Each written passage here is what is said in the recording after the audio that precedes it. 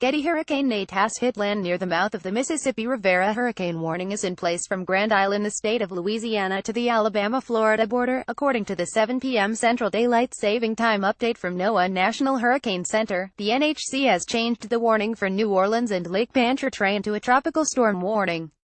Nate is moving north at a speed of approximately 20 miles per hour, the center stated.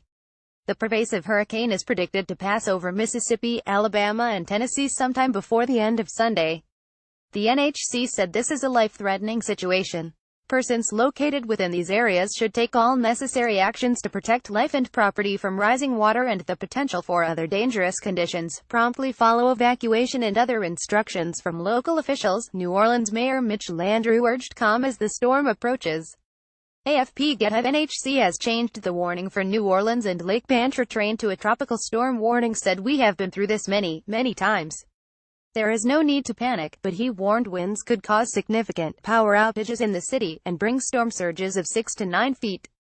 U.S. President Donald Trump has assured individuals that federal officials are ready for the powerful storm. Getty New Orleans was ravaged by Hurricane Katrina in 2005. He tweeted, "Listen to your local authorities, be safe." Nate is the third hurricane to hit southern parts of the United States in 2 months. New Orleans is predicted to be hit by the storm. The Louisiana city was ravaged by Hurricane Katrina in 2005 and has still not fully recovered from the devastation.